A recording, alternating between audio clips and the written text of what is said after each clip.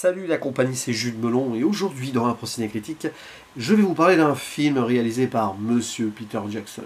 Peut-être le plus grand cinéaste néo-zélandais de l'histoire et un réalisateur que j'apprécie énormément. Pourtant, il me restait donc avant ce visionnage 2 œuvres de fiction en format long métrage à découvrir de lui, à savoir Lovely Bones, mais ça sera pour plus tard, et surtout donc ce qui nous intéresse aujourd'hui, Heavenly Creatures ou Créatures Célestes en VF, sorti en 1994, basé sur des faits réels, j'y reviendrai, et avec au casting pour interpréter les 2 anti-héroïnes si on veut, la néo-zélandaise Melanie Lynskey, qui aura une belle carrière par la suite, qui même fera une petite apparition dans le Peter Jackson d'après, Fantôme contre Fantôme.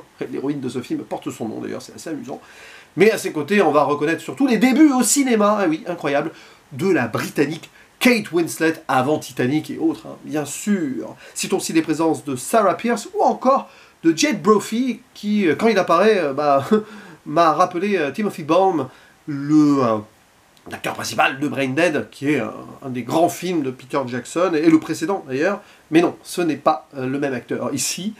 Et donc là, nous avons le 4e film de Peter Jackson, en format long en tout cas, qui va lui donner une reconnaissance vraiment internationale, parce qu'il va avoir son petit succès quand même aux États-Unis, moins dans son pays. Et c'est basé sur un cas criminel très connu, fait divers, donc, qui s'est produit en 1954 en Nouvelle-Zélande, l'affaire Parker Hume, où donc 2 amies adolescentes vont commanditer le meurtre de la mère de l'une d'entre elles. Et puis après, elle va être incarcérée quelques années et ne plus jamais se revoir apparemment, hein, si on en croit le carton de fin. Donc il n'y a pas de suspense sur le spoil et tout, de toute façon c'est pas vraiment l'affaire en tant que telle qui va intéresser à 100% Peter Jackson, mais plutôt des écrits de l'une d'entre elles, donc Pauline, la néo-zélandaise, dans son journal intime, et on va retranscrire l'univers qu'elle s'est créé et forgé avec son amie Juliette, la britannique, qui débarque donc au début du film dans ce petit endroit, Christchurch, ville dans les plaines de Nouvelle-Zélande, qui nous sont, enfin, ces endroits en tout cas, et cette ville présentée le temps d'une petite vidéo reportage en mode paradis sur terre, vous voyez, sauf que le paradis va être ailleurs, et le réel c'est plutôt l'enfer pour ces 2 adolescentes qui vont le fuir et créer leur univers entre elles, sombrer dans une forme de folie, illusion, tout cela, et parce qu'elles veulent s'évader aussi de cette réalité pour de bon, vont être amenés à commettre l'irréparable. Voilà. Mais j'en dis pas plus, parce que, de toute façon, dès le début, le ton est donné, cette présentation de film nous enlève tout suspense. De toute façon, il partait du principe, Peter Jackson et sa compagne, parce que c'est elle qui a eu l'idée, co-scénariste Fran Welsh, de toute façon je crois qu'ils ont toujours travaillé ensemble sur toutes les œuvres de fiction qu'ils ont fait ensemble. Bref, voilà. Bon, pour le commun des mortels néo-zélandais, il n'y avait pas de surprise, donc on part du principe que dès le début, on présente les lieux, et on détourne le paradis très vite avec une vision d'horreur d'emblée, très Peter Jackson, post-Brain Dead du coup, où on voit ces 2 filles courir avec le visage en sang, mon Dieu, ma mère, et tout. Il y en a une qui dit, on comprend très vite que la mère, elle n'est pas morte toute seule. Et avec cette caméra très Peter Jacksonienne de ses débuts de carrière, mais pas forcément que début de carrière d'ailleurs. Et aussi une sorte d'image fantasmée ou flashback, on ne sait pas trop, là où on voit les filles en mode heureuses de partir ensemble, mais sauf que ça, c'était le plan qui ne pourra jamais être, on va dire, abouti. Et donc, on va voir comment elles sont devenues amies. Avec la rencontre, l'arrivée de Juliette dans cette école pour filles, hein, très arrogante, en mode britannique, justement, ça questionne aussi la présence du colon dans ces endroits-là, où elle remet tout en cause, même la professeure de français au début, c'est très très drôle ça, et Kate Winslet est parfaite pour jouer cette partition-là, et Pauline, qui est un peu plus renfermée, et pas de la même classe sociale, hein. Juliette c'est vraiment la bourgeoise, quoi, si on veut, et Pauline c'est une mère, elle a des parents plutôt, une classe ouvrière, etc., mais Pauline isolée dans un coin, à sa façon, Juliette qui débarque et qui n'arrive pas forcément à se trouver non plus des amis, les deux vont créer quelque chose entre elles.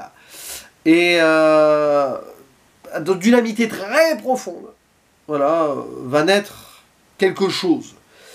Avant donc l'idée de ce meurtre, un monde imaginaire, une sorte de paradis qu'elles vont se créer entre elles, lié à une sorte de passé nostalgique indirect, avant cette création-là, on les voit donc, ensemble. Enfin, c'est Pauline qui débarque chez Juliette, et Juliette joue avec son petit frère, chevalier, princesse, et on voit cette idée-là, et derrière, justement, peut-être que c'est cette vision-là qui vont leur donner envie de créer. Alors, sur le moment, j'ai pensé au Secret de Terabithia, qui est un film qui est postérieur, qui est peut-être inspiré, donc ici, de ce créature céleste, mais se fonder quelque chose que l'on croit vraiment réel pour tromper l'ennui du quotidien ou les soucis de ce quotidien-là. Et ensemble, donc, elles vont monter, on va dire, leur monde médiéval à elles, en lien avec l'art, côté artistique, avec des photos d'acteurs et tout. Mais attention, pas Orson Welles, parce qu'il est moche. Il y a cette idée sur Orson Welles qui reviendra plus tard et qui apparaîtra même, comme ça, à l'écran, dans une vision, de même que ce chanteur d'opéra, Mario Lanza, qui est adulé par les deux filles. Donc il y a ces idées-là. Et elles vont souvent quitter donc les tourments de la vie habituelle pour se réfugier dans ce Borovnia, c'est le nom qu'elles donnent.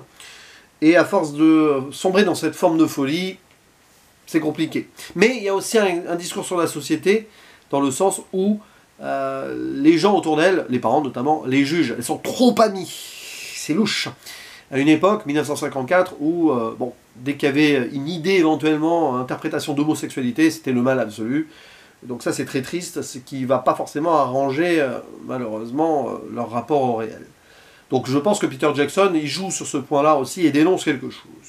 Et c'est un magnifique film sur pas mal de points, même si je trouve que le passage de Peter Jackson, on va dire, dans un univers plus sérieux, dans un sens où les 3 premiers films c'était vraiment de la série B décomplexée, fantastico, horrifique et tout.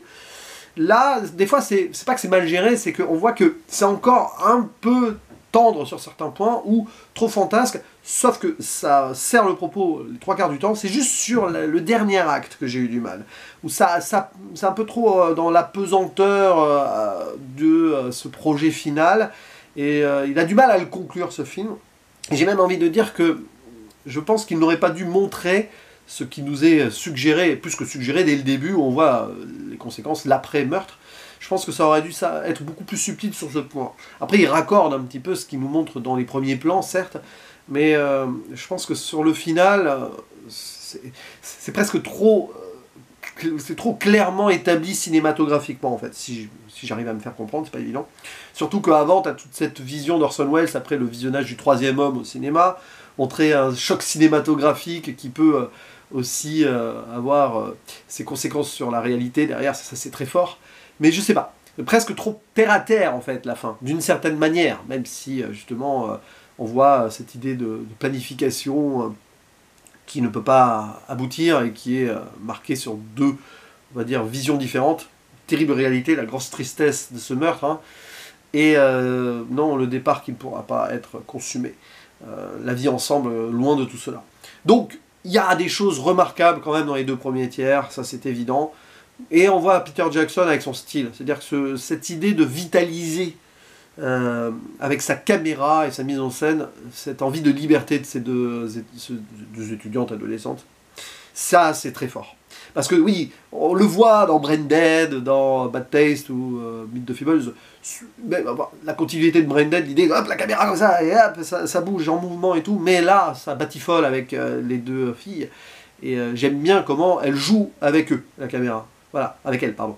Dans le sens où elles sont en train de créer quelque chose, et la caméra, les mouvements et tout, permettent cela, et on voit la naissance de ce monde, de ce paradis à elles, grâce à certaines séquences qui durent et qui tournent. Voilà. Donc ça, c'est vraiment bien, le jeu du montage aussi.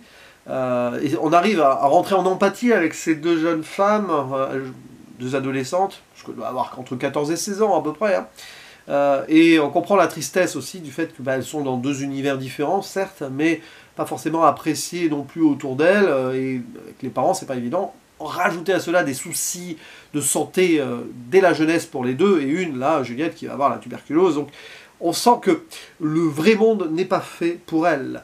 Donc, elles se créent leur monde à elles, et c'est merveilleux. Sauf que malheureusement, quand la réalité les rattrape, la seule échappatoire, c'est de détruire cette réalité, et avec un matricide en plus, c'est quand même d'une violence absolue. Et ce qui est très fort, c'est qu'il y a toute une histoire derrière, hein, dans la vraie vie, sur ces deux femmes.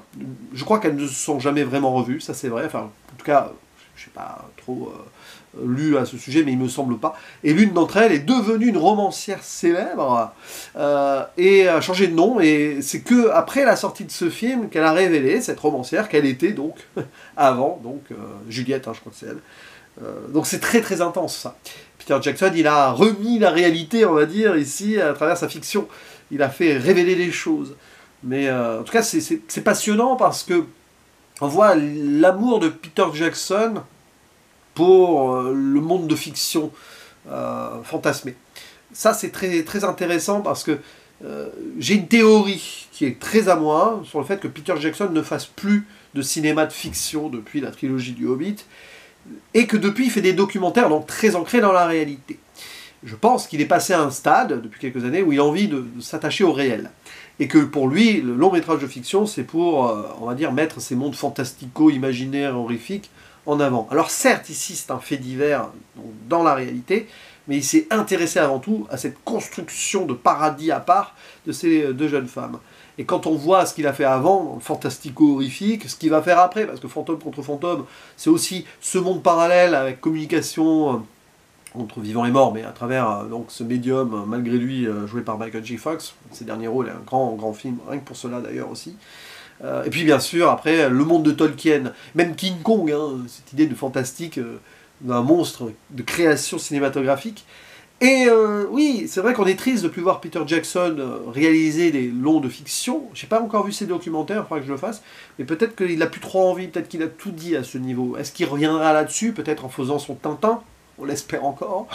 Peut-être. Mais là, je pense qu'il n'en a plus besoin, tout simplement. Et ça se voit, en fait. Et c'est vrai que quand on voit ce film, on comprend que même dans la réalité potentielle, c'est l'imaginaire et le côté fiction et l'évasion qui vont primer. Et avec ça, son style cinématographique qui construit cela, vraiment. Et après, bah oui, la relation entre les deux filles, tout ça, bon, peut-être des petites longueurs, et sur le final, je ne suis pas tout à fait absolument convaincu sur comment il conclut tout cela. Mais bon, après tout, il a quand même réussi un très bon film ici qui lui permettra encore plus de lancer sa carrière après, parce que Brain Dead a eu son côté culte, mais je crois après, hein, après coup. Donc, très intéressant de découvrir ce Peter Jackson comme cela, un peu sur le tard. Mais n'hésitez pas à dire en commentaire, vous, ce que vous pensez de ce film, qui est quand même bien apprécié, je crois, hein, de ses fans, mais pas le plus aimé non plus, bien sûr. Et on en discute en commentaire. Voilà, je vous dis à la prochaine, ciao!